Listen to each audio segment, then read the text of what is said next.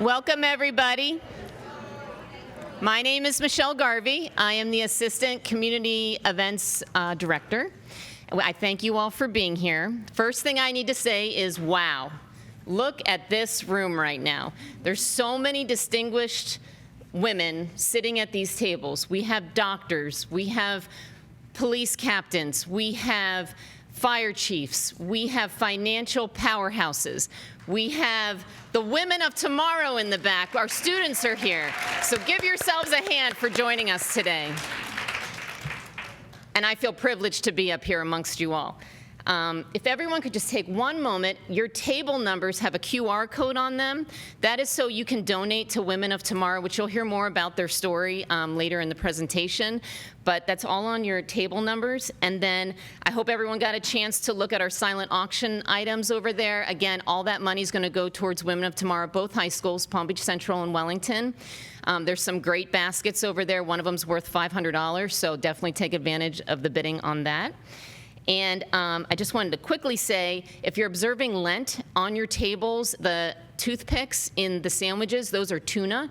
If you are vegetarian and would like a different option, please let your table captain know, and we have vegetarian options in the back. And thank you for being here. I'm going to introduce Councilwoman Tanya Siskin to say a few words.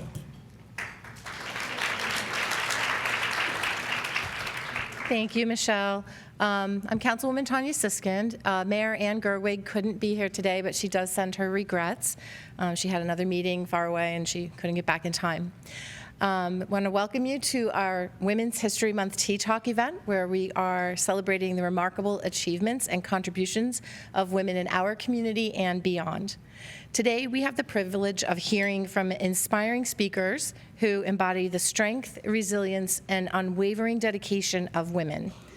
I also want to extend a heartfelt thank you to the Wellington staff who have worked to organize this outstanding event. Let's give them a round of applause. We're really grateful for everything that you guys do for us and this event uplifting and supporting women in Wellington. So as we sip our tea and enjoy our delightful bites, let us reflect on the incredible achievements of women throughout history and the impact they continue to have on our community and our world. May this event inspire us to continue striving for gender equality and empowerment for all. So thank you once again for joining us today. I hope you enjoy the tea talk and leave feeling inspired and empowered. Cheers to the amazing women in our lives, and I'm thrilled to introduce to you Joanna Boynton, Certified Financial Planner and co-owner of Boynton Financial Group, Inc. Joanna, thank you for joining us and for your commitment to empowering women in our community. Joanna Boynton.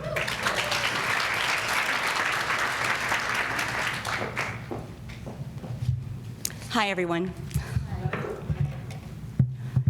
It's just a beautiful room to look out into. Everyone looks lovely. Your hats are to die for. And so next year, I got the memo now that I plan to really think ahead and make sure I have something lined up. I was not able to attend last year's event, but I heard it was really successful, and then it's wonderful to see all of you here today. So thank you. Can you hear me okay? I might do better holding the mic. I'm allowed to do that? Maybe not. It's stuck. Okay, here I go. I like this. This is cool. Okay, some of you may not know me, so I'm just going to tell you a little bit about myself, but I don't like to talk about myself, so I'd much rather get on with the rest of my little conversation with you today. But anyway, thank you, Tanya, for the introduction, and I am honored to be here. Thank you for inviting me to actually be the Master of Ceremonies and to be in front of you today, and to the organizers asked that I share with you something that's inspiring about my life. And so like I said, I'm going to start with me. My husband and I have a wealth management firm. We help families with their financial planning and their investments. We manage about $500 million. We started the business from scratch about 30 years ago, and it was a long road. It was hard. There were a lot of trying times. We certainly paid a lot of dues along the way. We have 2 kids. Both of them are in college now. Boy, that went by in a blink. think. William is seeking his PhD in aerospace engineering at Georgia Tech, and my daughter Catherine is seeking degrees in musical theater, journalism, and then minors in producing business, and I forget what the fourth thing is. But she's like all over the place and doing well in New York. We have a dog named Bentley, and I have a pet cow named Coconut. We have other cows, but this one is special because I was there for her birth, and she's become my little friend. I feed her as much as I can whenever I can go outside and play. The community, my husband and I have always been involved in this community since we married and I set foot in this town with him. Someone came to us and said, will you help out? We need someone to chair the American Heart Association event. And we're like, what's that? I had never been exposed to galas or charities or anything. And we said yes, because we felt like we should help them. And that's where it kind of began for us with community service. Aside from my background of always I seek to help others. My neighbor growing up, she was an elderly woman, and she would mow her own yard. And I just took that right out of her hands and decided I would mow her yard. And I did that for years. But that's just who I am. And so when we got married and landed here, community service became part of who we are here. So I gave a lot of thought to this. I had an entire speech laid out talking about my life, and to me it was so boring because I live it, and I'm thinking, what's so special about me? So after giving a lot of thought, I said, I do have a story to tell, and it's really actually a story of how I actually came to be. I grew up in Gainesville, Florida, with my parents and sisters. My dad is a professor there at University of Florida. My mom worked as a bank teller, off and on. It depended on what was needed by the family. Early in life, I noticed things. I noticed that we didn't have things that my school friends had. I felt ashamed of what I didn't have, and I felt myself wanting for what other people had. Luckily, our neighbor, her mom bought her all sorts of things. She had toys when we were really young, and then later in life she had, all the time, she had all these clothes, and our friend Kim, she didn't even want them. She was a tomboy. She could care less about having clothes, and we would look at her closet and think, my sisters and I, we would say, well, maybe we'll borrow them. And so she was very generous, and we borrowed. Sometimes we wore things twice before we turned them back to her. Anyway, I remember feeling embarrassed as I got older, embarrassed about having my one pair of jeans and my 2 pairs of shoes. I had my Sunday shoes, which that was reserved for Sunday, and you certainly wouldn't wear those anywhere else. And then I had my other shoes, which for every other day of the week and whatever else you did. Anyway, some people would say, meaning my parents, that it didn't matter. It didn't matter if you didn't have things. You didn't need those things. But trust me, I knew others had things, and I didn't have what they had. So to me, it bothered me. By late middle school, I was determined to expand my wardrobe. It's kind of a joke. I mean, really, I'm not that trite, but kind of, maybe. I was babysitting quite often. I was 12 years old or so, and I was babysitting as much as I could. And by 14, I was able to get a job.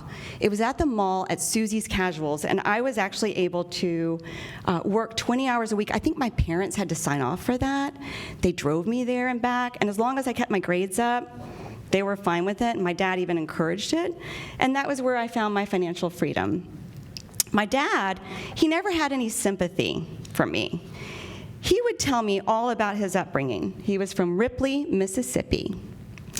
He grew up with dirt floors in the house, an outhouse. He would often go to school hungry and eat air sandwiches for dinner. And they were poor. And so by middle school, he began picking the Mississippi crops that were grown there to earn money. And then in high school, I remember him telling me one story where he was working more for different crops, and he had to get from one crop to another. He had no transportation, but there was a crop duster that had landed. And so he talked to the guy, and the guy said, well, sure, I'll take you.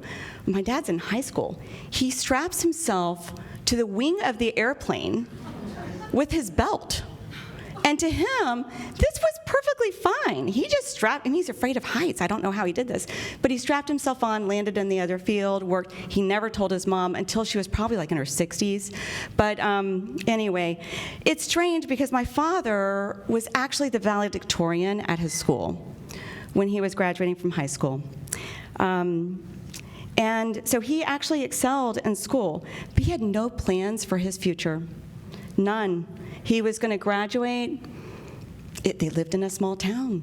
He didn't know what he was going to do. His mom worked for the local church, his dad a truck driver. College simply was not a consideration. No one in their family had ever gone to college. They say it takes a village, and there is just so much truth in that old saying. If you're a mom, you know what that's like. When you hear it as a child, you don't really understand it. It's like, whatever, it takes a village. Sure, okay. But it really does. There are influences that affect people. And in my dad's life, there was a counselor at school who became his mentor. So to the counselors out there, it's just a sweet story, but I'm a little sensitive, so. But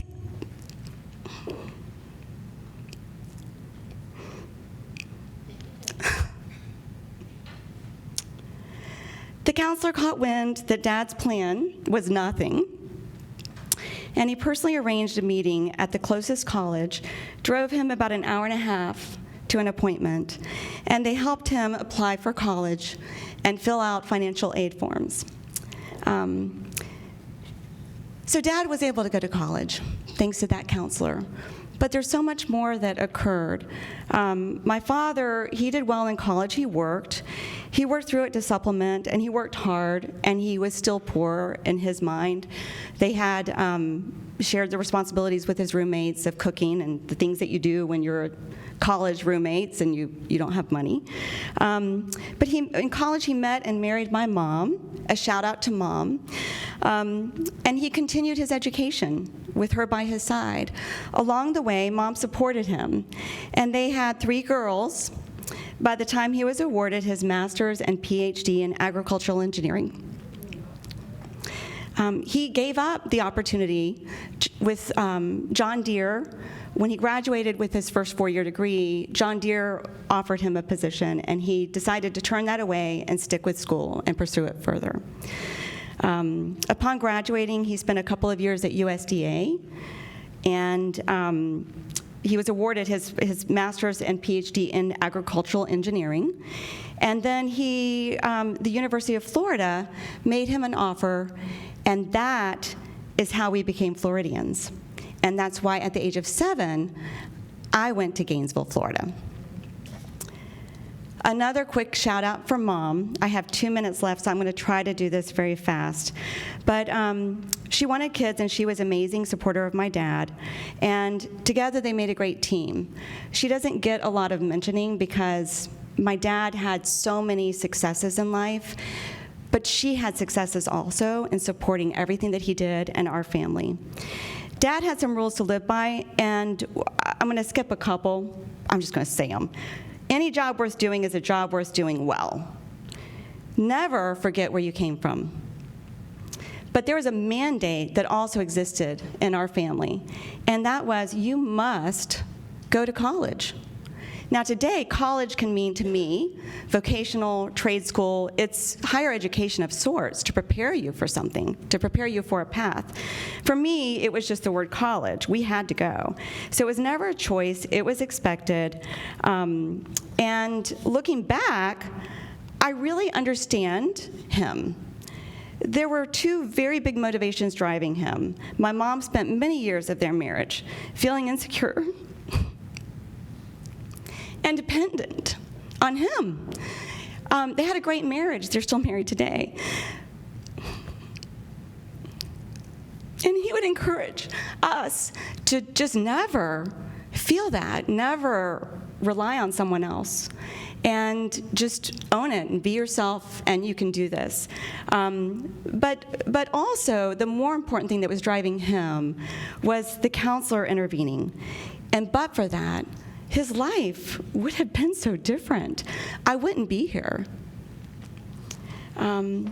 So let's think about that counselor for a minute. His kindness affected my generation, my children's generation.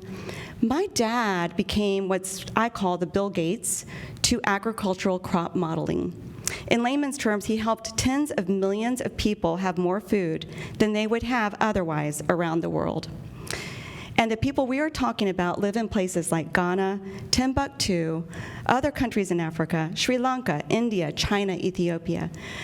He's also known for his work in modeling climate change. He co-founded the Florida Climate Institute, which is now a consortium of about 11 Florida universities. And he's now charting the course for a circular economy. I'm not going to go into that time. He's received most all of the highest honors you could bestow on an engineer. He's a distinguished professor, 4-time fellow, inducted as a member of the National Academy of Engineering, right alongside with Hubble, who invented the telescope. That's cool. And during his 47-year tenure at UF, he's still there, he's 80.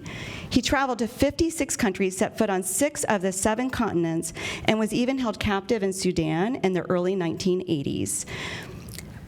At age 80, like I said, he's still there doing this, working for UF. Fun fact, I looked up how many times Dad's work has been cited before I arrived. Over 18,000 times. Wait, then I realized that's just since 2019. He's been cited in over 50,000 scientific publications in his career. By helping Dad, that counselor changed the world. Maybe that counselor needs the award. This story, to me, speaks to the organization that we are benefiting from this luncheon, today, and the Women of Tomorrow mission. And I'm looking forward to hearing more about that later. One more thing, remember how I told you we had so little growing up? We did have little, and my parents couldn't afford much growing up, but then my dad got raises. We never really saw it or felt it. He saved it. And so he secured his own financial future all along the way. And I didn't understand that until I became my own professional. And so that's a story for a later day. So with that story, I would love for us to all have tea. And I'd like to take this time to introduce Maybelle King. Okay, there you are. And Maybelle is a founding member of the chapter Alpha Alpha Epsilon Omega of Alpha Kappa Alpha sorority. That's a mouthful, but that's amazing.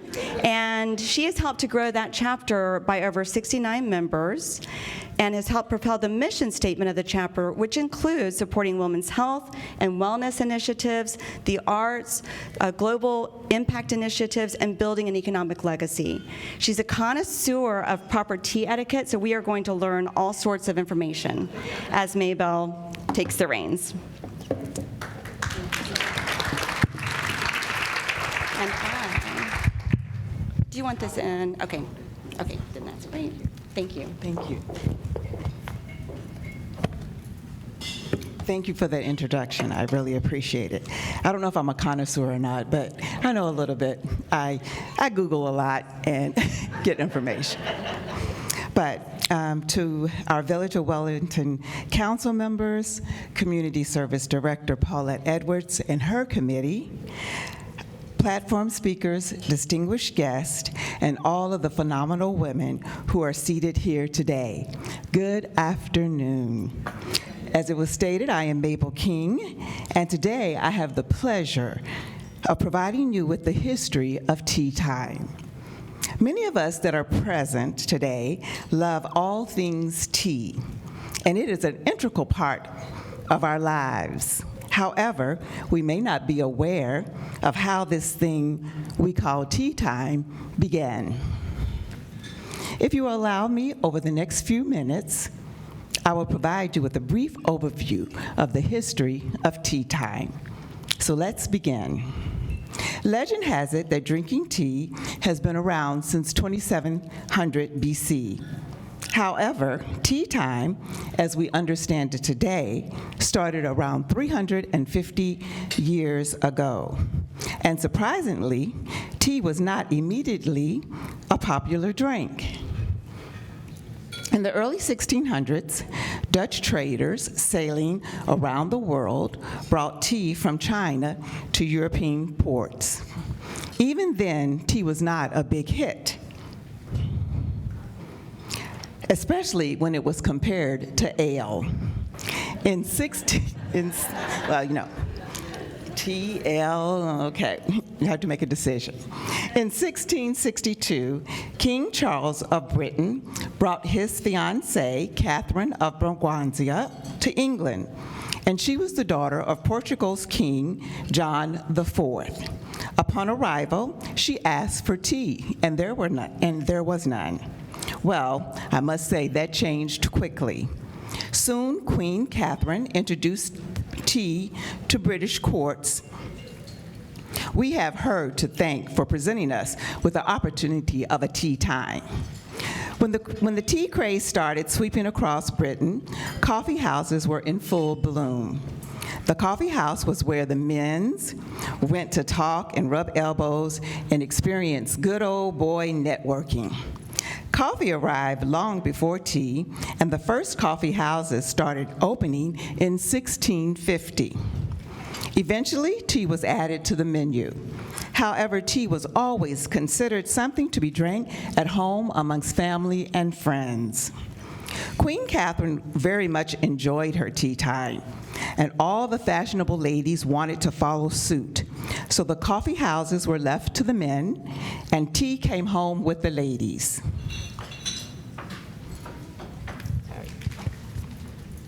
Very intimate settings in bedchambers, closets, and little sitting areas off of the bedchambers were created to serve the tea. There, the ladies could plan, gossip, network, and run the important affairs of an aristocratic social life, all while enjoying the health benefits of taking tea.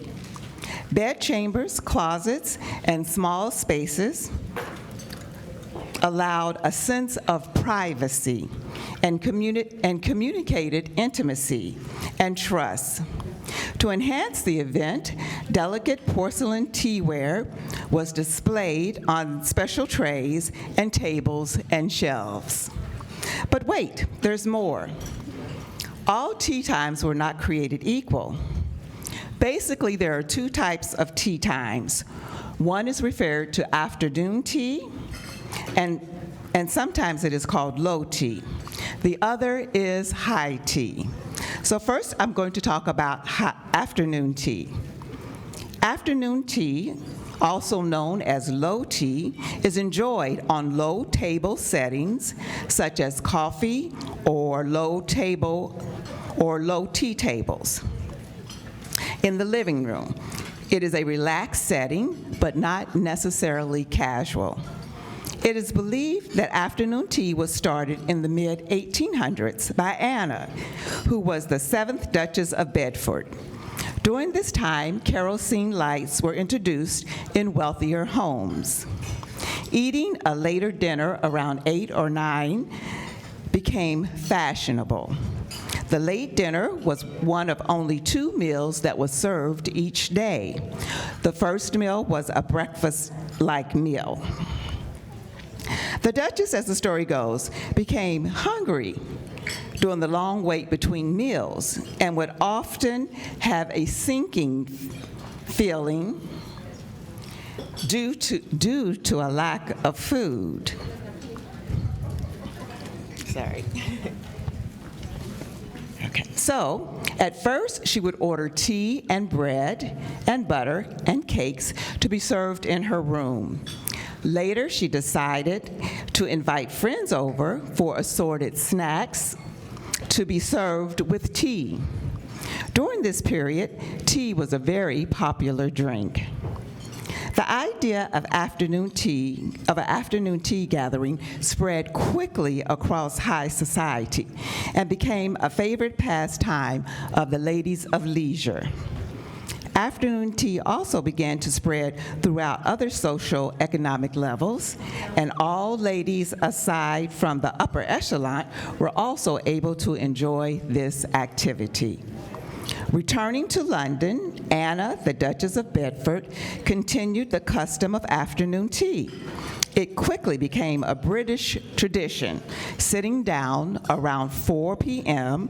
for a treat of sandwiches, scones, and cakes. Announcements were sent out about the tea, which included who was having the tea, when was the tea going to take place, where was it going to take place, and at what time would it take place. Sometimes entertainment was included. However, most of the time it consisted of simple conversation and gossip. At least one person would hold an afternoon tea each day of the week, and social ties were quickly established. Soon, the taking of tea spread from the home and out into society. Tea parties became the new norm. Tea rooms and tea gardens sprang up everywhere. During the Edwardian period, at-home teas began to fade as the desire to travel increased. Tea began to be served at 4 p.m. in tea lounges and hotels. Sometimes light music and dancing were included. Tea dances became popular and lasted well after the Second World War. Sadly, the afternoon tea began to fade after World War II ended. This had much to do with rationing of the tea that continued well into the 1950s. Also, the British began another love affair with coffee bars, and afternoon tea became a faded British tradition enjoyed mostly by tourists.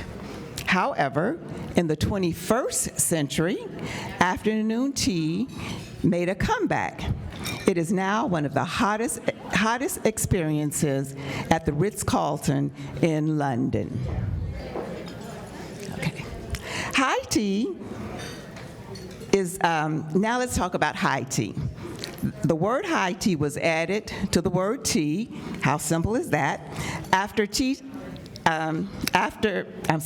To differentiate between afternoon tea that is traditionally served on low, comfortable table while sitting in a parlor chair or relaxing in a cool garden. High tea was the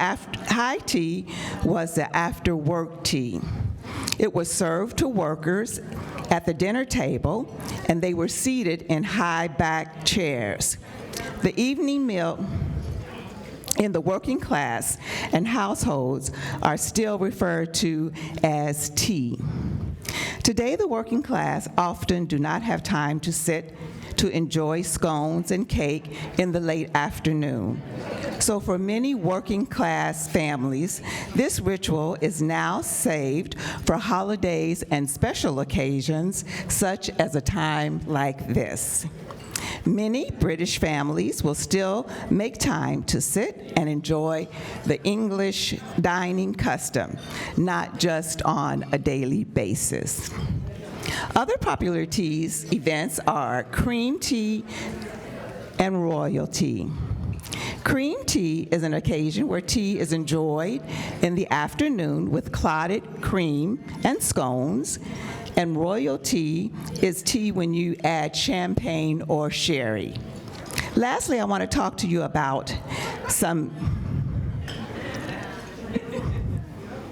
I'm almost finished, ladies.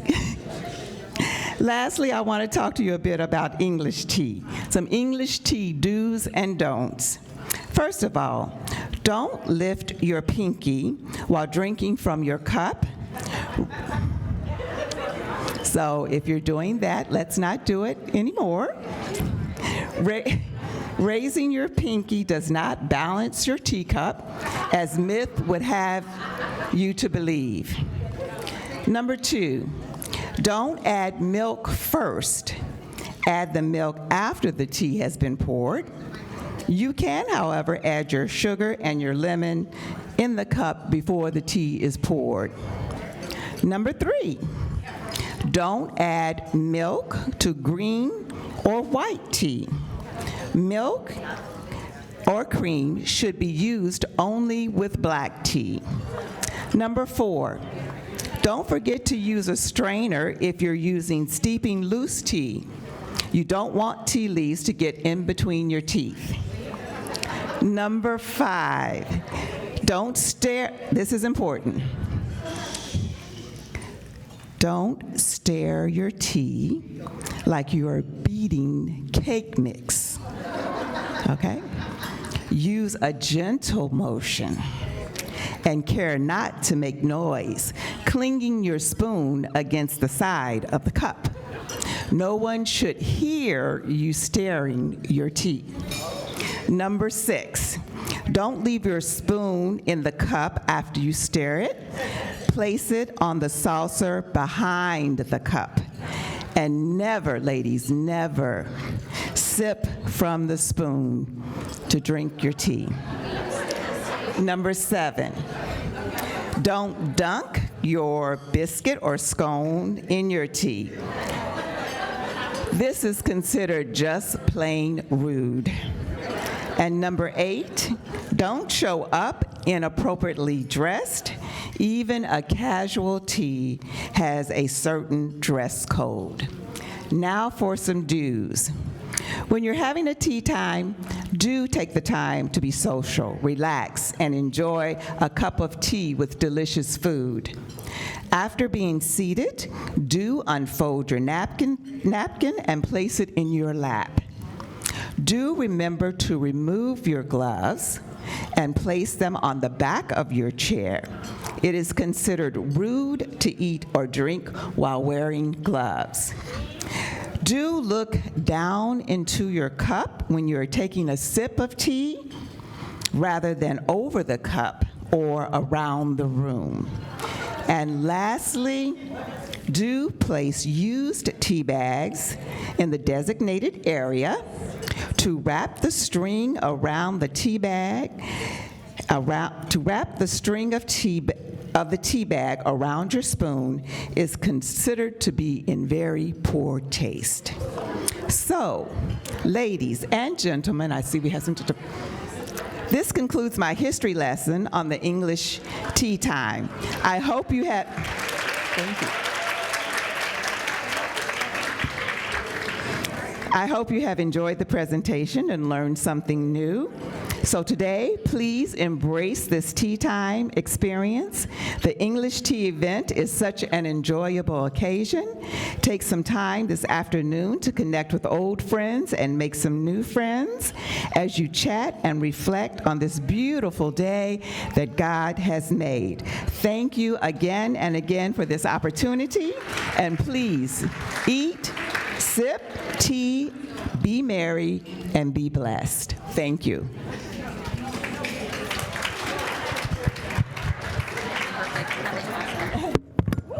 I got it. Okay. It's hard to do it all. It was beautiful.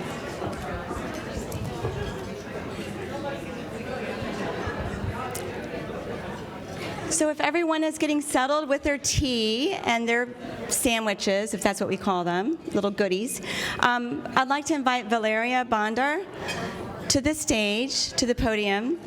Valeria is the Director of Operations with Memorial Healthcare System, and she's responsible for all operations regarding pediatric otolaryngology.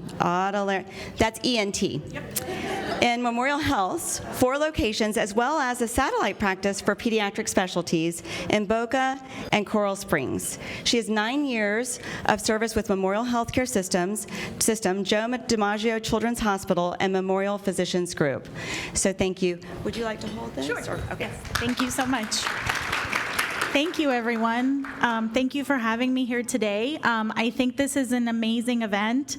I'm very much a huge supporter of women's power and us being successful in the world alongside our male counterparts. I will tell you a little bit about myself. As Joanna mentioned, I am Valeria Bondar. I am a mom. I am a wife. I am a daughter. I was actually the only child born to an only child family. And my mother always told me that she wanted a boy, not a girl. As a matter of fact, I was born in Russia, and my mom was giving birth next to a woman who was giving birth to her third son and offered to trade me for the boy. And she's very honest about this. I'm glad to say that I love Mom and she loves me. She's definitely happier now that we're older that she had a daughter because we're very close. But she told me the reason why she wanted a son was because the world was easier for men. And I think part of my desire to succeed in my life has always come partially to show my mom that women can be just as successful as men can. So, yes. Needless to say that is probably the beginning of the hurdles of my life, is that I was born to be a girl, and my mom tried to cut off all my hair when I was younger and dress me like a boy, but lo and behold, I was very girly, and I immigrated from Russia with my parents here when I was 7 years old, and obviously learned the language, and I do consider myself to be a proud American now because I'm definitely more American than I am anything else. My parents were both physicians in Russia, so my dad was a neurosurgeon and my mom was an anesthesiologist, and of course they both wanted me to become a doctor. So early on in my educational years, they pushed me really hard towards biology and learning the human body, and after I graduated from high school, they were like, okay, what are you going to study? And I said, well, I guess I'm going to study biology. So I started working on my bachelor's in biology, and once I finished all my prerequisite courses, I decided to take the MCAT, and that was the last time I wanted to be a doctor. Okay. It was very nerve-wracking. I had terrible anxiety, and so my mom drove me to take the test in St. Petersburg, and on the way back, she looked at me and she was like, oh gosh, I don't know if that's for you. And I said, no, Mom, I don't think it's for me. And she said, well, how are you going to tell your father? Because she was okay with it, but the real issue was my dad. And I said, I don't know. She said, you're going to have to tell him you don't want to be a doctor. And I said, well, can't we just pretend that I didn't get in? And she goes, no, you have to be honest. So I sat down to talk to my dad, and I said, Dad, I really don't think medicine is for me. I just don't want to be a doctor. And he said, well, how will anyone else take you seriously if you don't want to be a doctor? Because in his mind, being married to a woman anesthesiologist, the only way to be taken seriously was to have a high degree. So I do, however, enjoy working in healthcare quite a bit. So I am the Senior Director of Operations for Joe DiMaggio Children's Health Specialty Center, the one over here on 441. And I was part of the team that opened this building 5 years ago now. We're very happy to be in the community. We love Wellington and the Palm Beach area. And I have been with Memorial and Joe DiMaggio for 9 years. Before that, I worked for Mount Sinai in Miami. So I have a pretty long history of being in healthcare. And even though I'm not a doctor, I do work every day with them. And they do take me pretty seriously because I have a title now, so they can't help it. #girlboss. So I'm also a proud mom of a 2-year-old toddler who happens to be a boy. His name is Austin, and sure enough, my mother has now finally gotten the boy she's always wanted, so she spoils him rotten. I think that to the young ladies who are here, it is really important for there to be equity for both males and females, but females in particular. There was a comment that one of the ladies at my table mentioned to us when we got here. And she said, did you see the video about all the things that women have invented and what life would be like if they hadn't? And, I think it's a beautiful thing to remember that if there were no women, there would be no people. So, we play a very important and integral part in the world, in society. And I do have a male at my table. He is the manager of our facility, and he does a great job, and I support him. But I do think that, women are important to the world, and we need to make sure that everybody remembers that. So that's a little bit about me. Does anybody have any questions? Anything I can answer? I think that's my time, so. Thank you. You're funny. So, thank you, Valeria. That was great. I'd like to introduce the next speaker, Dr. Colette Brown-Graham. Dr. Brown-Graham is a board-certified gynecologist practicing in West Palm area for the past 28 years. She's also an accomplished robotic surgeon. She attended Duke University for her undergrad, University of Miami, and for her medical school, that was for her medical school, and then Harvard, she got a master's, of course. Harvard for her master's in public health with a concentration in maternal child health. Dr. Brown-Graham enjoys a continuity of care that's afforded with obstetrics and gynecology because of her deep and lasting relationship that she's able to build with her patients. Dr. Brown-Graham, it dawned on me earlier today that I've known you for about 25 years. That's a quarter of a century. And it's so funny because it's not like we're good friends, but we're just socially know each other, and there's a respect. And I think that you and Alvin came to a heart association ball that we were chairing and sat at our table, and it's just, anyway, it took me a long time, and she's actually my doctor now, and I just want to say she's amazing. I got to see her this morning, so it's been a great day. So are you able to come up and share some of your...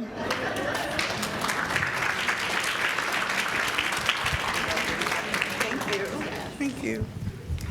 So I actually prepared some stuff to speak, but I didn't actually say anything about myself. And I do want to tell people a little bit about me because I think that's important too. I am an immigrant, and I'm a proud immigrant. I come from Jamaica, and I've been here for 40 years plus. And my story actually starts in that island because I was there until I was 13 years old. So I think the majority of who I am comes from that. So I didn't come when I was 2. I actually came when I knew who I was. And I actually didn't even really want to come. I said, Mom, do we have to go there? I like going there just to go see because in Jamaica there was one station. And over here there was like 7 or 8 stations on the TV. So I was like, I just want to go and watch TV in the United States. But they decided to come, and I'm actually really grateful that they came because I think I would have been, like someone said, a totally different person had I stayed in the island. And I'm very grateful for my time here, and I'm grateful for all the lessons that I've learned since I've been here. I'm thrilled that I'm an obstetrician gynecologist. It has been a wonderful 36 years. I can't even believe that because I have patients telling me, wait, you've been practicing for that long? I'm like, yeah. But I really, every day I wake up and I say, dear Lord, help me to listen carefully to what each patient has to say to me. Help me to treat each patient as if they were my family because we all want the best for our family, and I want the best for every patient that's sitting in front of me. And also help me to take absolutely the best care of each patient that's in front of me because I want to take each of their, sometimes to me it might be a simple problem, but to the person sitting in front of me it might be the biggest deal ever. So you have to, every day when you wake up, when you're in healthcare, you have to take care of someone just like they were, it's like, they have so-and-so and you're like, oh, seen this a million times. No, you're taking so much care of them that you actually want the best for them. So I pray that daily, but you heard the first thing, and the real thing I'm supposed to talk about is why is it important for females to be in medicine? So the first thing I said was I pray daily for listening skills. And I really want the women of tomorrow and everyone else to realize that listening is key to being a professional in any sense, but it certainly is important in being a physician. So I try to practice active listening, and we as female physicians tend to be really, really good at that. And what do I mean by that? You actively listen. Well, you actually take the time to have someone speak. You don't have to butt in. You need to make the person give you their story. And you have to focus on that other person. You practice paraphrasing. I want the students to hear this because they really need to know how to actively listen to someone. It's a skill that you need in any job that you do. And resist the urge to jump in and problem solve until the person's completely finished, because you really want to hear their story. It's not your story, or it's not how you're going to fix their story. You want to be able to have them tell their whole story so that you can actually get a good picture of what's going on, and then you can actually apply all of the things that you know from medical school. So that's been important to me. And the last thing is you have to ask open-ended questions. You can't just go, da-da-da-da-da, yes, da-da-da-da-da, no. You have to ask a question that doesn't really have an answer, because then it leads the person to be able to give an answer that's actually their own answer. I'm certainly not suggesting that women and males don't do that and women are the only people that do, but researchers at Johns Hopkins, Bloomberg School of Public Health, my public health school was Harvard, but Johns Hopkins actually is always #1 and Harvard's #2 for public health schools. But when they looked at this, they analyzed women who are in the field of medicine, and guess what they found out? You're not going to believe what they found out. Women doctors listen better. So I actually, when I saw that today when I was looking it up, I actually kind of knew it, but I wanted to see a study that proved it, and I saw 3, but this one was, I mean, if you are impressed by names, this was from one of the more impressive places. They found that we simply spend more time listening to our patients than the male colleagues did. So I actually thought that was really nice to hear. So the take-home message, women listen. So we listen better, our listening skills. I don't know if it was improved because we listened to our dolls and our dolls talk to us when we're little. But I mean, I'm not sure where it comes from, but women really do listen, and I think that's key to why we are as good as we are being a physician. We also care about the details. So I had a patient come in, and of course she had, I'm going to tell you it's too much information, but she had the usual complaints that women come to me for. And I just looked down and I saw that she was taking Biktarvy. I don't know if anyone knows what that is. It's actually a drug that you use for being HIV positive. Mind you, she never told me she was HIV positive, but that's a totally different subject. So I said to her, oh, are you still on your Biktarvy? And she said, well, I'm not taking it. I'm like, why?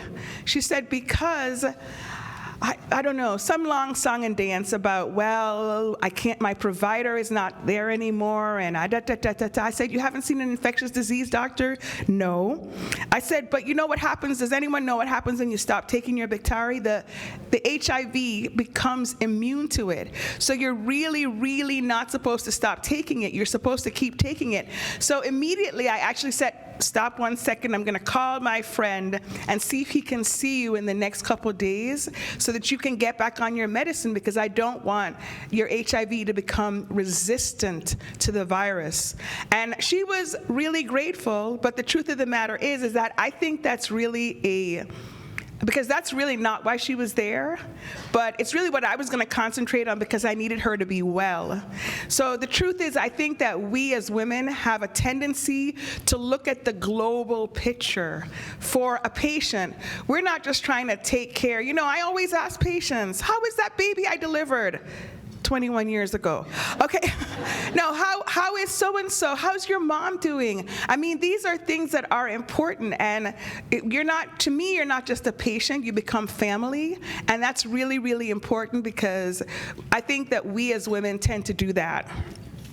Last but not, I have one more. Female physicians, we tend to communicate better with other providers. So when you come in, I'm going to actually, like I said, pick up the phone and call another provider. So we actually have, I think, a huge stamp on that, and I think that's really important to why I think females do make good doctors. The last but not least, females tend to be more empathetic. I don't know, when my patients come in and they have a problem, I actually almost feel their problem with them. And when their joys are over the top, I am joyous with them. And I think that empathy really does impact your level of care, because at that point, you're able to, it's more of like, okay, you get better, I get better. But what happens though, and this really does happen a lot, and I don't know if it bleeds into anything we do professionally, but since we take on so much, I think we tend to have a little bit more burnout because we are so empathetic and we're so kind of, I don't even want to say the word we're so loving, but part of it is true that we're actually very loving. And with that comes a price, because with that empathy, so I'm going to encourage everyone, especially the women of tomorrow, to really take the time to take care of yourself as you are going through life, because any job that you do, any job, I like that, is important. My dad used to say constantly that if you're a garbage collector, be the best darn garbage collector that you can be. And he really did believe that, so he didn't care what we did. And he also, I have to tell you this because I think it's pretty funny, he told my husband, who is actually, I'm so blessed to be married to a wonderful man, that's one thing that we all have to do. If you're going to get married, marry somebody that's wonderful, because that actually makes your life a lot easier. But he told my husband when he first met him, Alvin, I just want you to know she has more brains in her pinky than most people have in their whole body. And he still ended up marrying me, so I actually have to give him a lot of credit.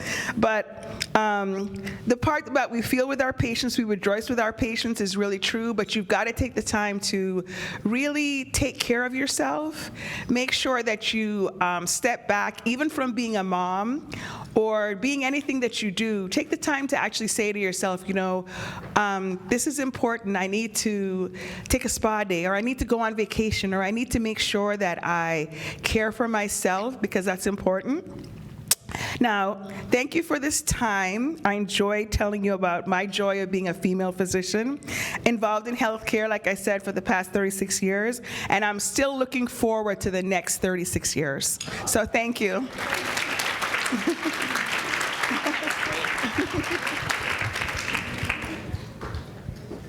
I think my dad told me that about the garbage collector. If you're going to do something, do it well. Be the best. That was really insightful.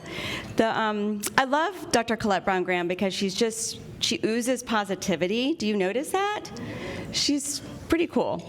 I'm very excited to introduce our next speaker. It's District Chief Amanda Vimera from Palm Beach County Fire Rescue. District Chief Vimera is assigned as District 28 to lead the 2nd Battalion that has 9 fire stations, and they provide service to the Village of Wellington, Royal Palm Beach, Westlake, Loxahatchee Groves, and Indian Trails. Improvement District, sorry about that. Chief Amera's husband is a fire captain with Palm Beach County Fire Rescue, and they've lived in Wellington for over 20 years. Chief Amero is also the mother of 3 wonderful children.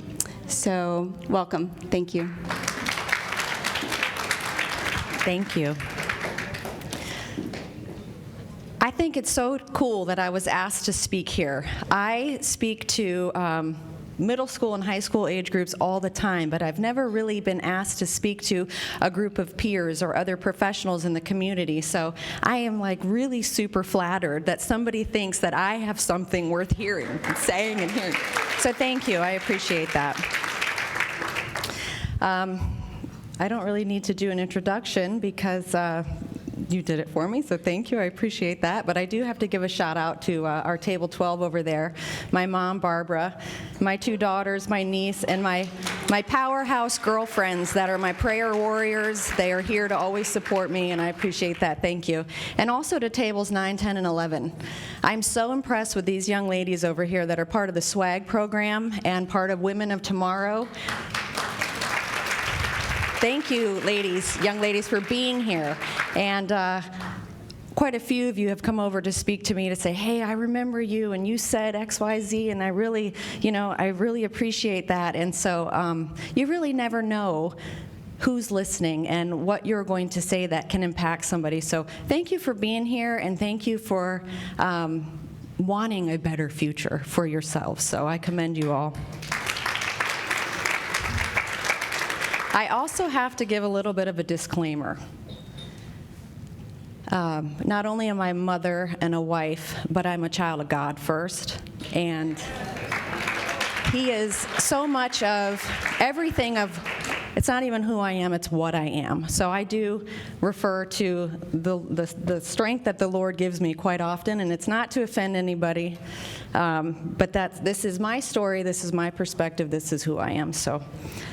Also, it is not to speak disparaging of my employer in any way, or of the fire service in general, because although all of my experiences and adversities that I have dealt with weren't always pleasant, I did learn from them, I did grow from them, and it's not everybody in the organization. There are a few bad apples, but for the most part, the fire service is made of genuinely hardworking, smart, kind people that want to help. So.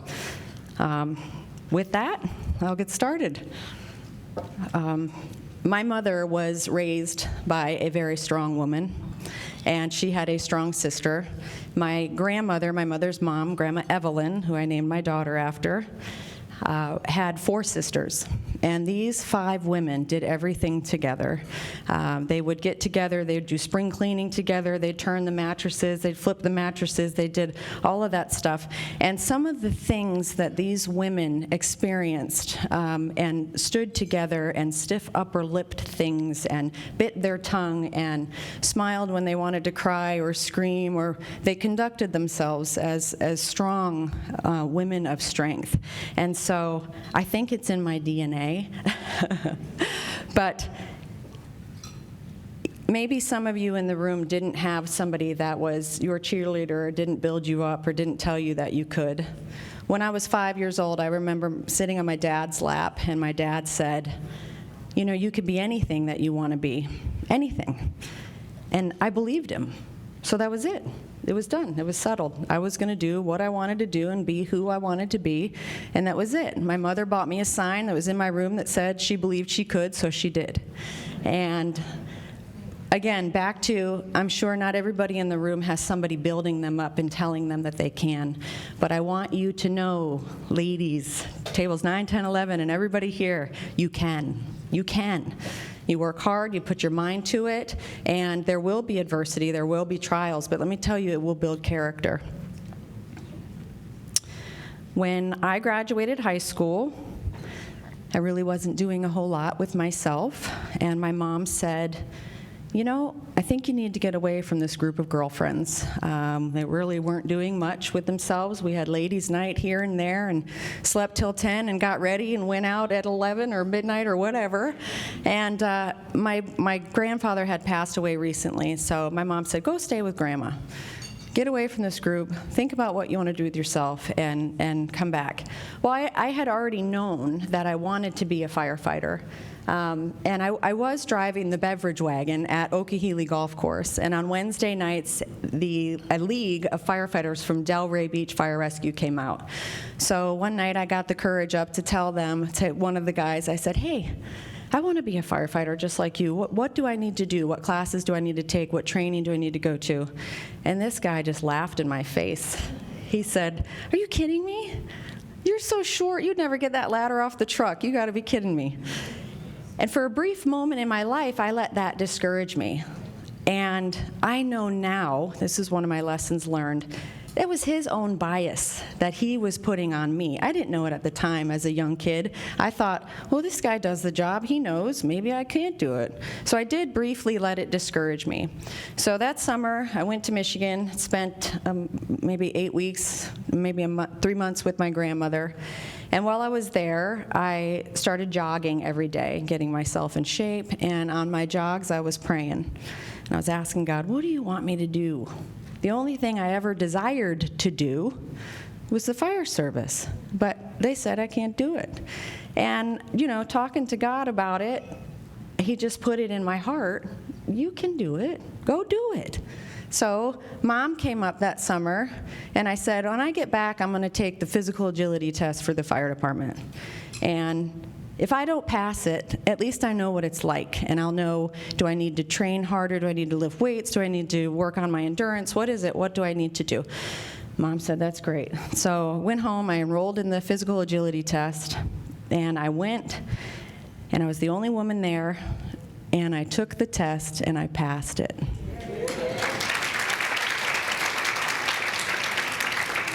But for a brief moment in time, I let somebody else put their bias on me. And if I would have listened to his negativity, because of whatever his ideals were of what a firefighter looked like, I wouldn't be standing here today. Fire Academy was not easy. I had an instructor who loved to make a fool of me. He loved to diminish me, try to embarrass me. I was 119 pounds, 13% body fat, soaking wet, and they didn't have bunker gear that fit me.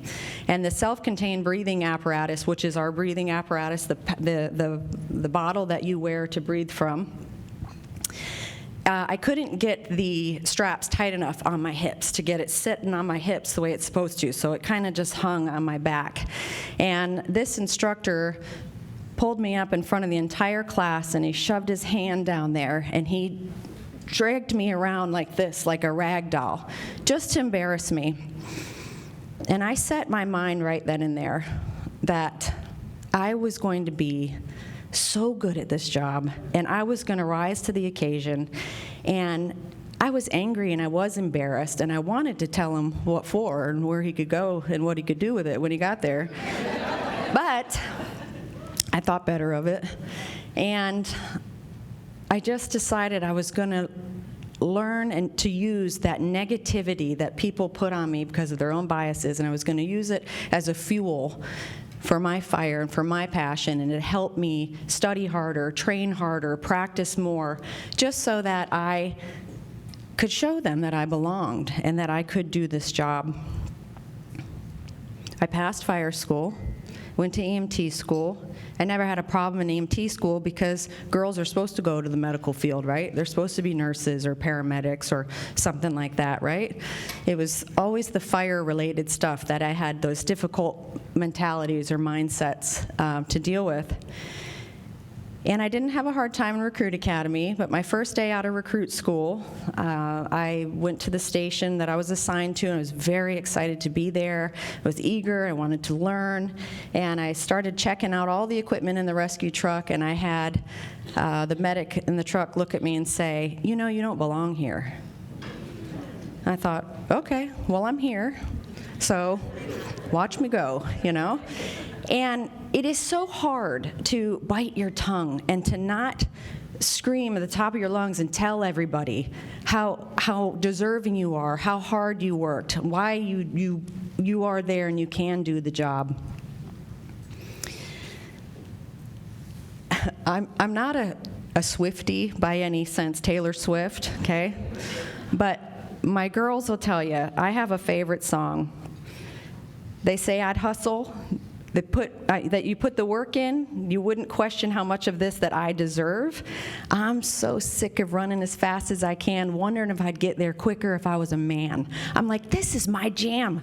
This is like, I'm like, yeah, you know, I'm running as fast as I can. I ain't getting anywhere, you know? So I sing that song, it builds me up. My girls think I'm nuts, but they really don't have an idea of what it's like for Mommy and what it's been like for Mommy at the firehouse all these years. I have almost 24 years on the job. And that mentality that we just don't belong there, it is phasing out, that old school mentality. My husband does the job. My son wants to do the job. You know, the guys that I got hired with, they know that I'm more than capable of doing the job. And so as that old school mentality retires out, it is getting better. So I don't want to scare anybody off from the fire service. You can handle it, trust me. I started to take promotional exams, and promotional exams are extremely competitive.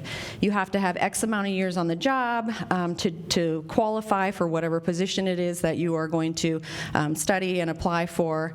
It's, like I said, very competitive. They only, a promotional list lasts for 2 years. And so if you want to take that test and only do it one time, you have to really put life on hold, and it's a good 6-month process. It's a written exam first and then a practical exam. And so I took the lieutenant's exam, passed that, no problem, right? Because you're a girl and you should be on the rescue truck, right? Pushing medications and things like that. So no issues there. But when I wanted to become a captain on an engine, I had a lot of discouragement. I had a lot of the guys say, you know, statistically speaking, you know, and I thought, you don't know me, and I'll show you statistics. Sometimes I have to say, girl, straighten your crown and remember who your daddy is. Let him fight your battles, not get in it with them, you know? Because if I did get in it with them, I would just be an emotional female anyways, and they would tune me out and they wouldn't hear me. And that's exactly what I did not want. I wanted to be respected for being able to do the job. I didn't want to be an emotional female. So I learned to curb that, how I'm speaking so freely to you all today, but not display that at work, not go toe-to-toe with people, because it would not have been effective. When I took the EMS captain's exam, so I became a lieutenant and then a captain on an engine, and then the next step I was an EMS captain, and I scored #1 on the test. Thank you. But then a rumor went around that I had to have cheated. Because how is she going to score #1 over all of us, right? So it does that, you know, my entire career it seemed to be, and honestly, I just feel like that's Satan trying to rob me of my joy anyways. And so, you know, I try to not entertain that very much. And then after EMS captain, I became a battalion chief. And then I became a district chief, where I am today, serving the Western communities. And it's been a really long time coming. And there are times in my career that I felt like, oh, I've arrived, I've made it. I remember I did 6 years. In the midst of it, there are specialty positions that open up at headquarters, and only the elite of the employees get those, because there's not very many of them. And so if a position opens up at headquarters and you have to apply for it and maybe do a project and then sit for an interview, and I did that, and I was awarded the position of Recruitment and Human Resource Development Officer. So I was in charge of helping people get hired, helping people get promoted, and on the recruitment side of things, it was geared towards diversity and inclusion in the fire service. So this is one of those moments that I felt like I had arrived. I thought, oh, I'm one of the elite, and I'm going to make a difference. And I was all excited, and I was all on fire, and I had all these ideas and these programs that I was going to put in place. And my first meeting with the chiefs, and my boss at the time was a deputy chief, and human resources. And there was only one other woman in the room, and she worked for human resources. This is civilian human resource, not fire rescue. It's Palm Beach County Human Resources. And in that meeting, I shared some thoughts or some ideas, or maybe interjected some comments, and I was feeling pretty good about myself. And after we left that meeting, my boss pulled me aside and he said, "Did you see your other counterpart in the room?" And I didn't know what he meant. I said, "Barbara?" He said, "Yeah, the other woman." I said, "Yeah." He said, "Did you notice she didn't talk?" He said, "Take notes." So here I was again. Well, you can straighten my crown. Okay, right? Get myself in check. It has been that way throughout my career, but there has been a lot of lessons learned, and I have grown so much over the years, and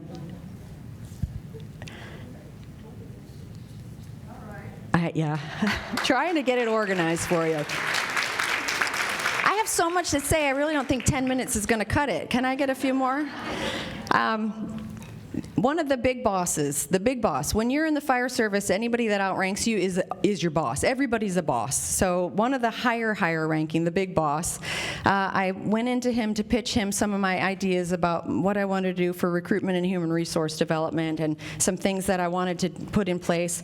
And he said, Amanda, he said, you know what? They said I had to have a woman in this position. I did that. Now, he did like a check mark, and he dismissed me. So, me being who I am, it was October, and we had a Halloween party at headquarters. So I went home, and I constructed a big, huge box with a big red check mark on it, and I went to the Halloween party as a check box.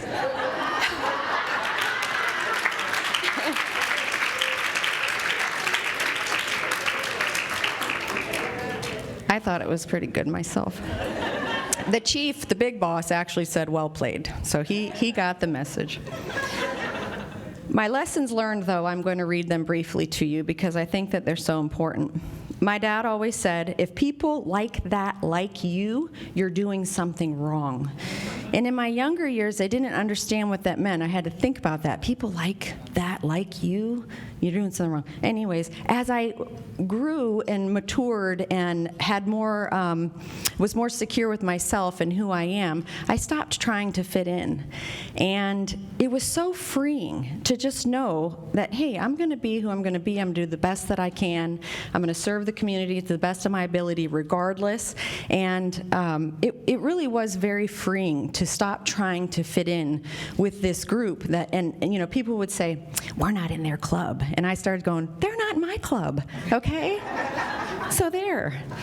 Be prepared. That old saying, the early bird catches a worm, it is true. Timing is everything.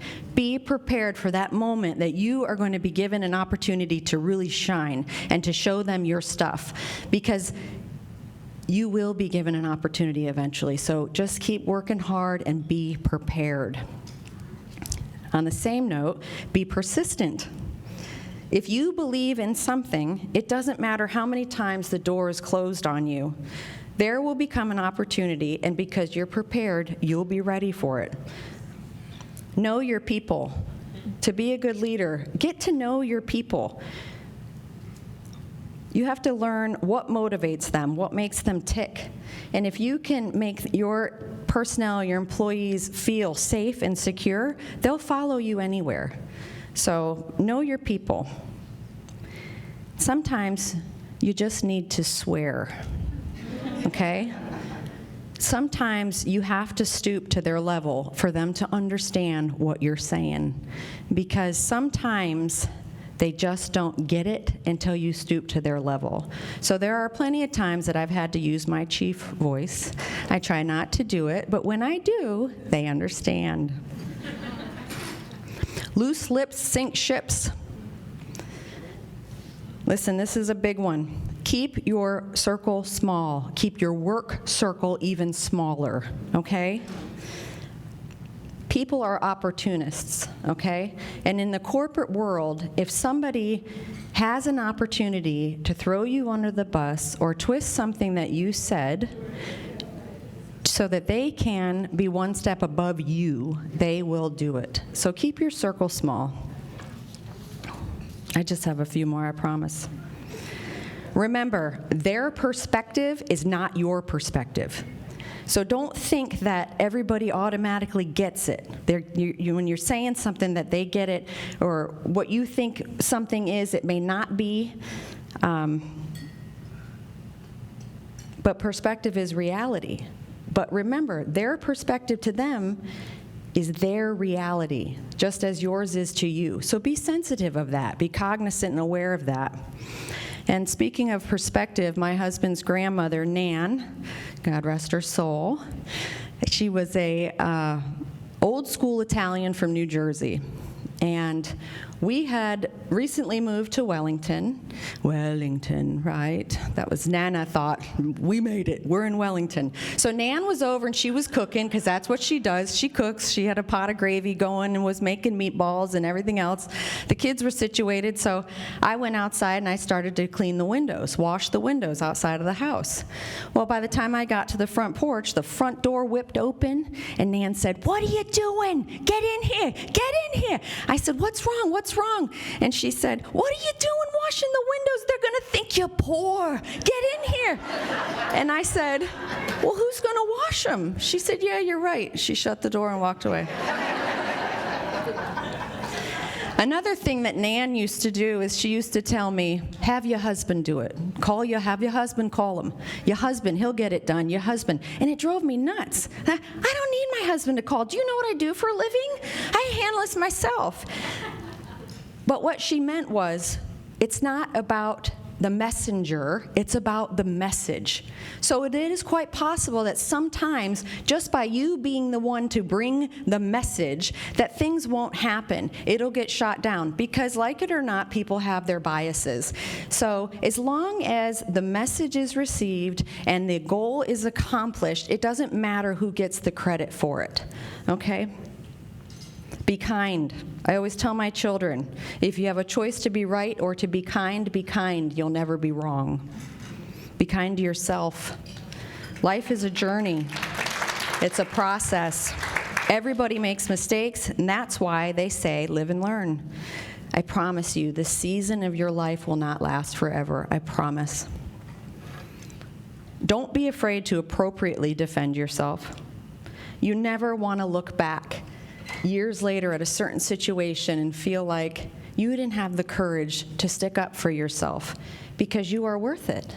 So appropriately defend yourself and set healthy boundaries. Same as perspective. What's okay for you may not be okay for others. So set healthy boundaries for yourself and respect others' boundaries. Don't shy away from adversity. You grow the most when you're uncomfortable and you come out of the other side still breathing. You will be so proud of yourself. You will become more secure with yourself. And I read a quote the other day that says, "Adversity builds character, but actually adversity reveals your character." So be of strong character. Ask for help. If you're drowning in life, phone a friend. Ask the good Lord to guide you. Schedule a few sessions with a therapist just to burst that emotional bubble and give you some room to breathe. You don't have to do it alone, because you're strong. And I just want to close with an Eleanor Roosevelt quote that I thought was so perfect today. "A woman is like a tea bag. You can't tell how strong she is until you put her in hot water." Thank you.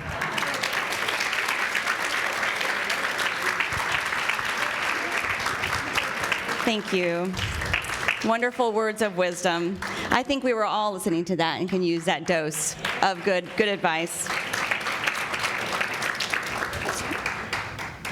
So next we're going to hear from Captain Nicole Adazio from Palm Beach County Sheriff's Office. She's been serving Palm Beach County Sheriff's Office for 25 years, and in that time, law enforcement for 23. As an FAU Bachelor of Arts graduate with a double major in sociology and criminal justice. Among her accolades throughout her career, Nicole has completed her graduate program at Palm Beach Atlantic College, is a co-founder and previous director of the Florida Women's Law Enforcement Network, not-for-profit corporation providing mentorship, training, and leadership for women in law enforcement across South Florida, that operated for 5 years between 2014 and 2019. On top of all of that, busy woman, like we all are, she is a mother of a 13-year-old son and a 12-year-old daughter.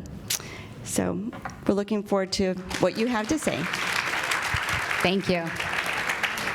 First, I got to say, awesome job, Amanda. She's a tough act to follow, but what I wanted to share is we both got to the Village together right around the same time, which has been almost a year, and it's been great to work beside you and have your support and lean in on each other, because sometimes that's not my experience with other women in the field, so thank you.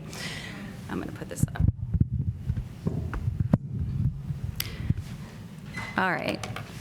Normally I talk off the cuff, and it's usually about the things I know. And in 25 years at the Palm Beach County Sheriff's Office and in law enforcement, I've become a pseudo-expert in some fields. But upon receiving this invitation to speak as what was coined an inspirational female leadership event and tea event, I initially struggled with the direction I was going to go in regards to what I wanted to share with you all.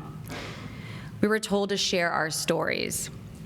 I considered coming up here and regurgitating what you can find on the PBSO website bio, to possibly share the highlights of my career, the instances of challenges and obstacles I had to overcome.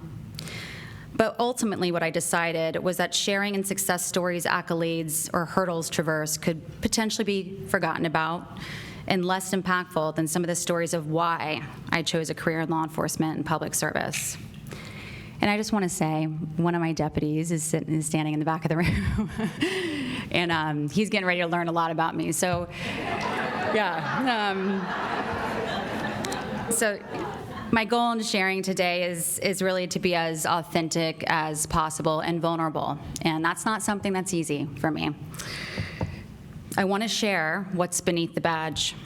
This is especially tough for me and law enforcement officers in general. We leave our homes daily hypervigilant, and I'm just going to give you an example. When I'm dressed like this, or even in a polo that we're wearing, I won't allow my kids to go into Starbucks with me. You know, I feel like the large majority of the community really support us, but I'm fearful. I'm fearful of bringing my family around when I'm donning this uniform. We are hyper aware of everything around us. Who's in the room? What are they carrying? What's that bulge in their pocket? How are they acting? Why are they looking at me a certain way? We are always ready to respond, always ready to react, always available to problem solve, and often responding to people's worst days. Think of how infrequent it is that you've had to call 911, if ever. But if you're doing so, most often it's going to be when you're in crisis, when you're in a troubling situation. It's infrequent that we share our own stories as law enforcement officers. It's infrequent that we let our guard down. So today I want to humanize what it means to be a law enforcement officer and a public servant. One of my passions is reading, and that only occurs when I get the time between schlepping my 12 and 13-year-olds to travel volleyball and travel soccer, which occupy all my weekends, in addition to being the district captain with over 70 employees. For other readers in the room, it's people's stories that remain with me. It's memoirs like Ben Carson's Gifted Hands, Jeanette Walls's The Glass Castle, and J.D. Vance's Hillbilly Elegy. Upon receiving my promotion to captain a year ago, I was immediately assigned to Wellington. And over the course of this last year, I heard, "You are perfect for Wellington." And I often ask myself, I wonder what people mean by this. Is it because many know I've spent part of my childhood growing up here? Is it because of my work product? Is it because I look a certain way or carry myself a certain way? That I fit a certain mold? Is it a culmination of all these things? Just after I started here, I went on a community tour, a couple of them with the Village of Wellington, specifically Nicole Coates and Paula Edwards. I soaked in all the new challenges and development in the village and was reminded of some of the old, to include some of our community policing sites. And in these sites, these are where some residents that are less fortunate and struggle daily reside. I'm not sure if Paulette remembers, but I told her when I moved to Wellington at 14 years old, it was a culture shock for me. That where I came from didn't resemble Wellington in the least, with our gorgeous $1 million homes and our vast green parks, the abundance, the resources available to its citizens. I was born in Cape Canaveral, Florida. This is where the space shuttle launches. My parents divorced when I was about 4 years old, and my father was awarded full custody of me and my brother. My mother was an every other weekend visit for 14 years. My father worked for FP&L and started at the very bottom. He was in the bucket, working on the wires. And in that first decade to 13 years, he worked his way up into middle management. But we spent many years struggling, and some other speakers today mentioned that. We spent many years struggling to make ends meet with just a couple of pair of shoes and just a few outfits. And we didn't go to the mall. We went to thrift stores and had hand-me-downs. But we always had everything we needed at my father's house.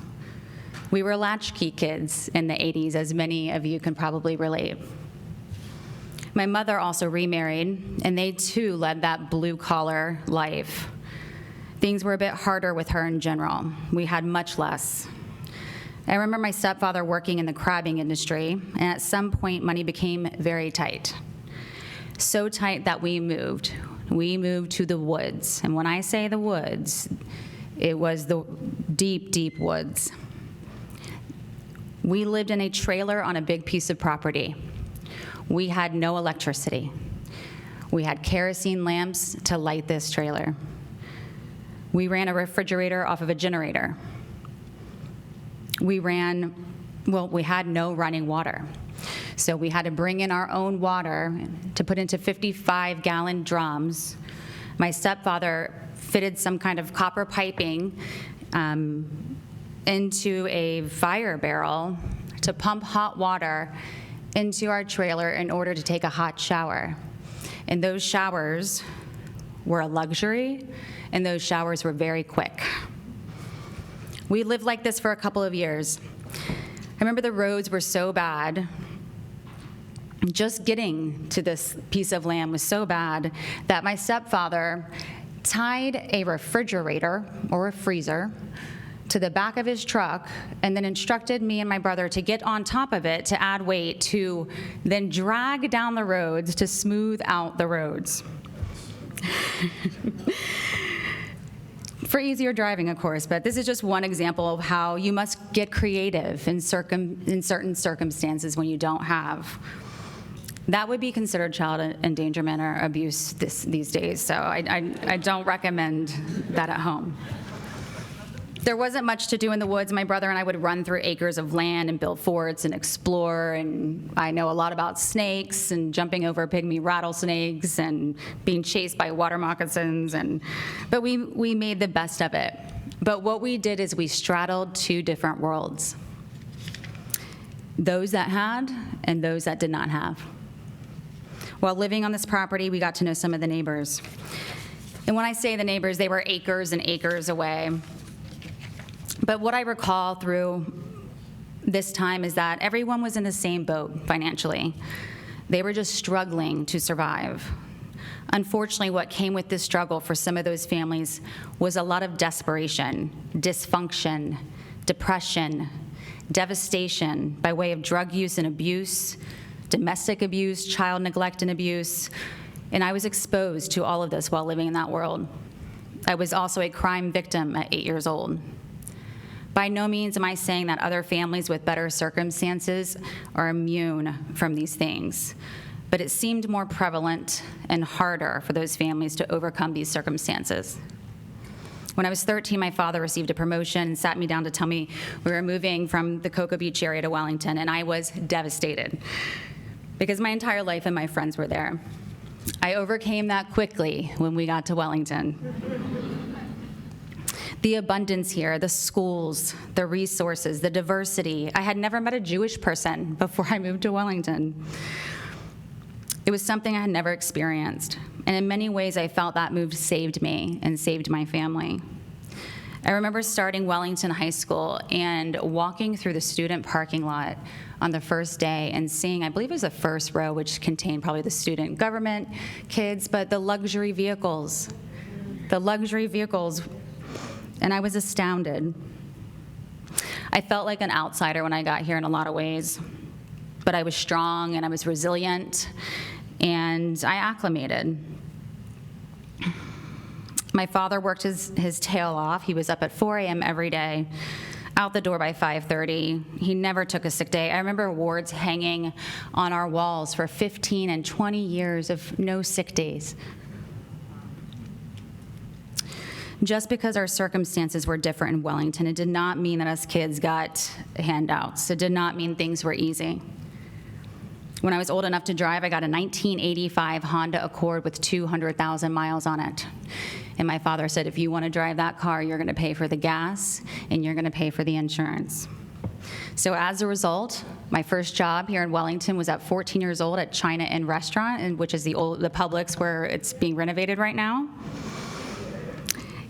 And over the next 4 to 5 years, I worked in the village at the Wellington Pool, at Remax Realty for W. Swift, at Coach's Corner Restaurant, the MRI Center of Wellington, and the old Kmart off Southern and 441. I learned what it meant to be responsible, to earn my money. While I was a student at Wellington High School, I was involved in student government, cheerleading, the DECA program. I took full advantage of my new circumstances and made a great life. My senior year, I studied a block of psychology and fell in love with the idea of understanding human behavior. I am inherently a people person. And I can say this because my stepmom is an animal person, and there's a big difference. So I decided in high school, after taking a block of psychology, that I wanted a career in public service and law enforcement. Unfortunately, my parents were not in a position to pay for college. So at 19 years old, I wanted to get my foot in the door at the Palm Beach County Sheriff's Office, and I started as a cadet, and this program allowed me to work, I think it was 29 hours a week, and go to college. But in conjunction with working at the Sheriff's Office, I worked at Express in the mall, and I worked at Outback Steakhouse. So I held down 3 jobs, and I double majored because I did not want to waste a minute of my time on electives and wanted to have both degrees. The month that I graduated college, I entered the police academy. I was made my class leader, and I maintained that position throughout. Most people get fired. I've spent the last 23 years working in a profession that I love, that I'm passionate about. I returned to school and earned a master's of science in psychology. I've had a lot of great highlights in my career, to include being a co-founder and director of a nonprofit called the Florida Women's Law Enforcement Network, which was operated for about 5 years. And we provided mentorship, training, social networking to other women throughout the county and southern part of the state. And really, I'll do a sidebar on that. Myself and the only 2 other females that were in command positions at the time, we went to training in the middle of Florida, in Central Florida, and this training was all women. It was a women's leadership class, and there were women from the military, there were women from all walks of life, from organizations all around the nation. And there was no social event after the training for the day. And so myself and my 2 coworkers went to the local, like Costco or BJ's, and we bought a bunch of liquor and mixers and snacks, and we invited all the women in our class to meet us at the lobby of the hotel that night. And we were so inspired, and just sharing each other's stories and challenges and obstacles. And it was the 3 of us that came back to Palm Beach County and said, we have a responsibility to other women in our organization. We don't have the availability to really network here. I am one of 2 captains. The other captain, female captain, is in court services in an agency of 4,000 plus employees. And so when we got back, we made that happen. And for 5 years, just the 3 of us, we ran this organization. And I can tell you, it was one of my highlights of my career. Ultimately, what I learned from my family was the importance of commitment, of discipline, decisiveness, and what it means to have grit. And I can tell you, I have grit.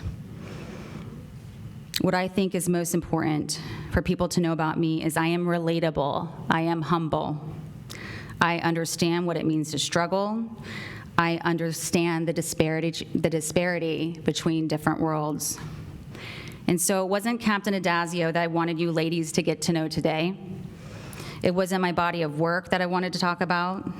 I wanted to humanize what lies under this green polyester uniform.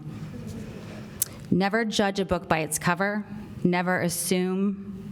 You just never know the paths that people have walked. If I could give any advice to women, it's to be authentic and have no reservations about that. Be relatable, a good listener, empathetic, humble, confident, and hardworking. These are all qualities I've tried to emulate for others. It is not my position, it is not the bars that lie on my uniform, it's not the rank that I hope inspires all of you, but the ability to be unapologetically authentic and true to yourself. It is for these reasons that I believe I'm the best fit for Wellington.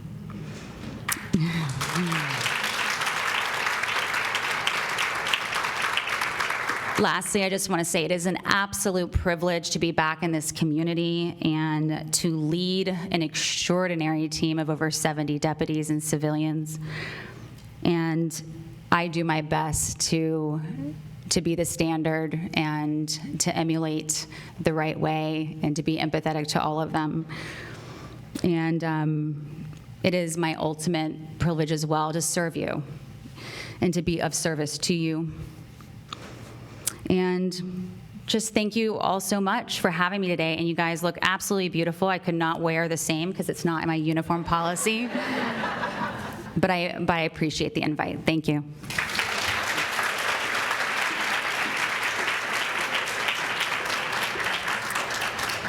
I always thought I had grit, but I don't have that kind of grit. That's impressive. That's really amazing. You are both, you and Chief Vimero are absolute trailblazers. I mean, that was amazing. Thank you.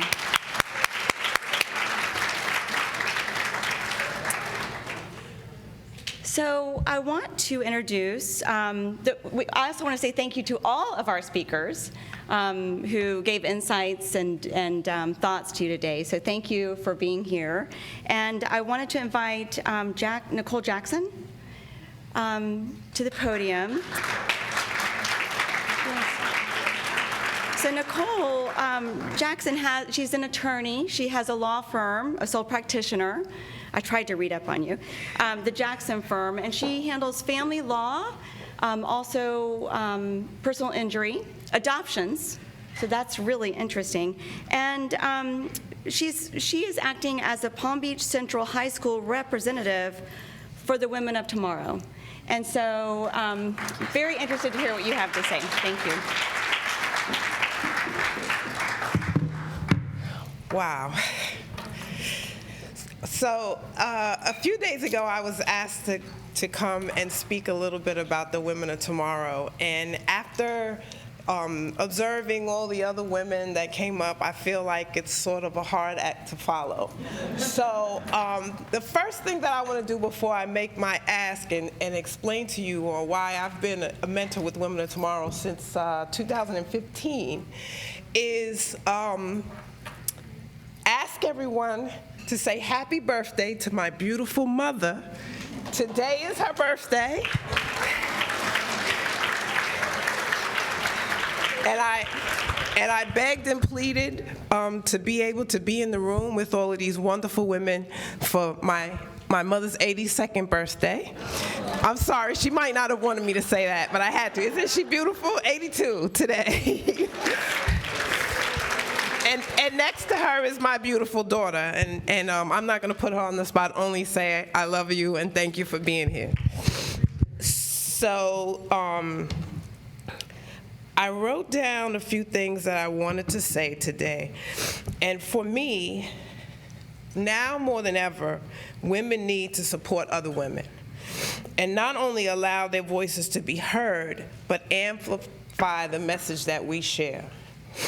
In a room full of talented, intelligent, educated, and beautiful women, I'm totally humbled by the invitation to tell you about Women of Tomorrow and the value it brings to my life and the girls and the young ladies I mentor. One of the young ladies in the group, I feel really bad, she's gone, Christina. When we asked her, what is it about Women of Tomorrow that made her be part of the group, she said, all I know is every time I leave the group, I feel happy.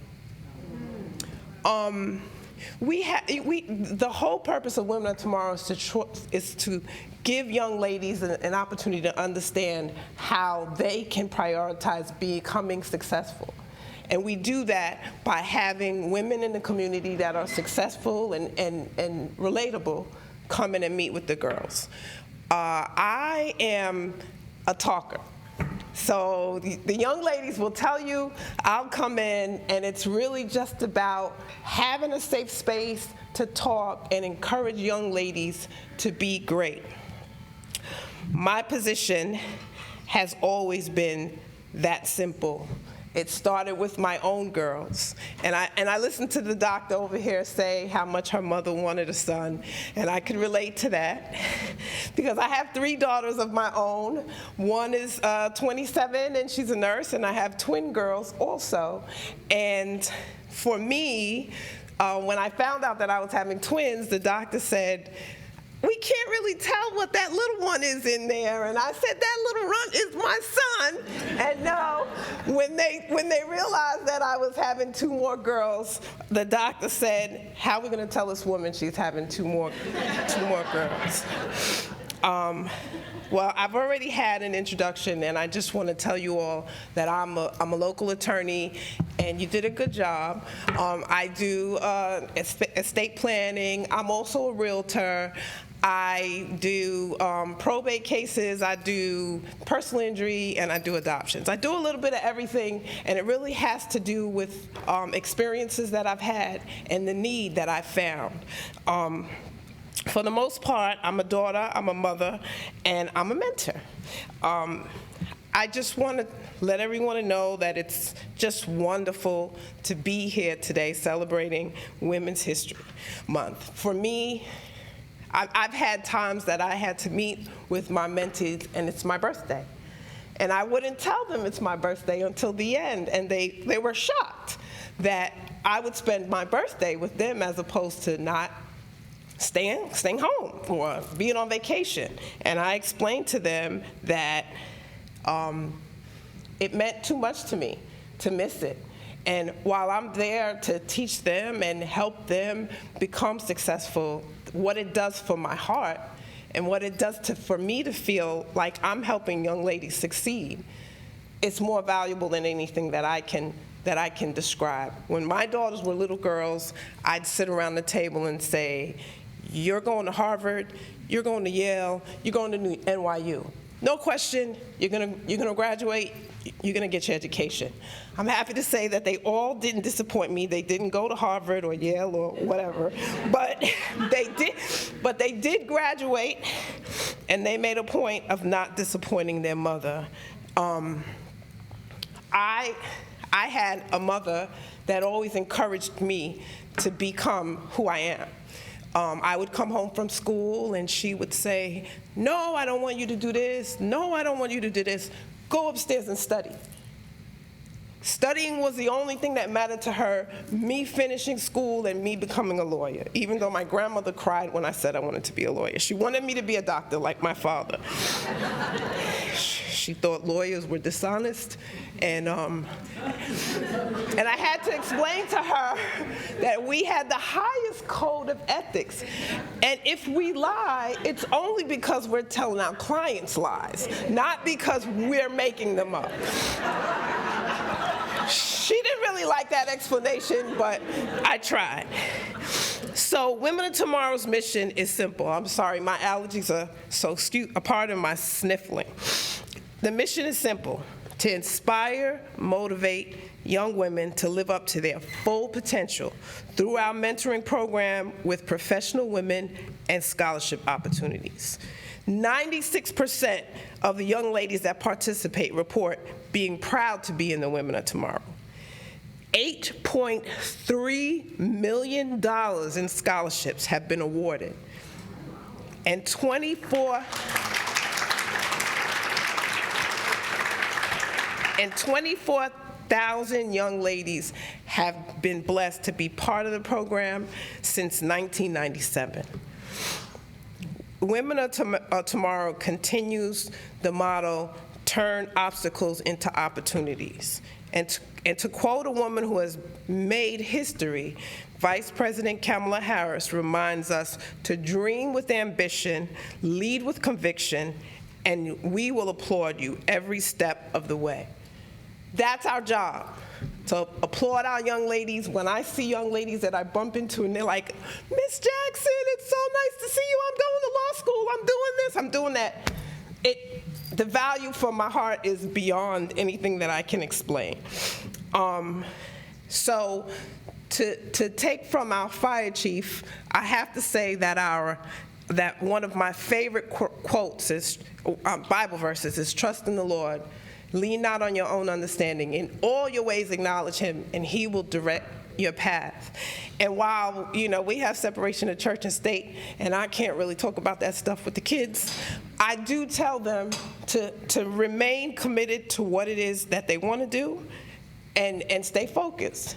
And as long as you stay focused and you keep pushing, you can accomplish anything that your heart desires.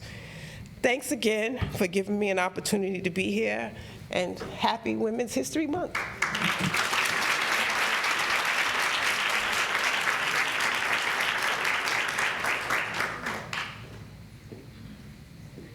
So if we can all just take a moment to soak in how special it is that we all came together today, if just for a couple of hours, we're able to network, we're able to hear these amazing stories. Can we give ourselves a hand right now? Thank you for coming. I want to thank our sponsors, the Central Palm Beach Chamber of Commerce, Joe DiMaggio Memorial Hospital, the Wellington Garden Club, Boynton Financial, Alfie's Peruvian Alfajores, and it is her birthday today. Where is our, right here, it's her birthday today.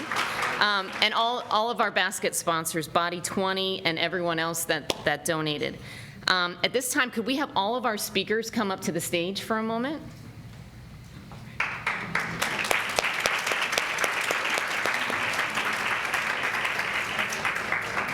We just have a small thank you gift for you guys. You ladies, not guys.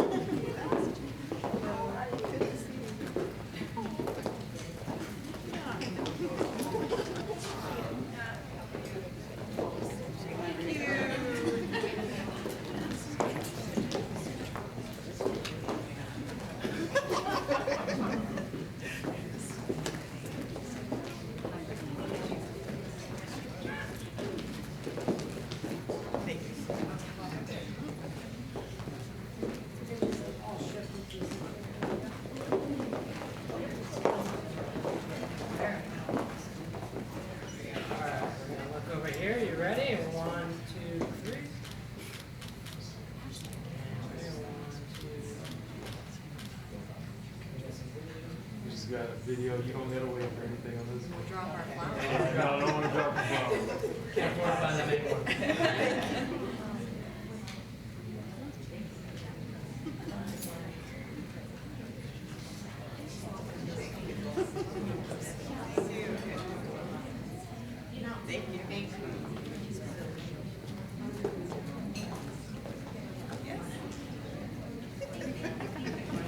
All right, thank you again. We look forward to seeing everybody next year. Make sure you get your Eventbrite registrations in early, because as you see, we filled up our tables pretty quickly. So we'll see you all next year. Thank you so much.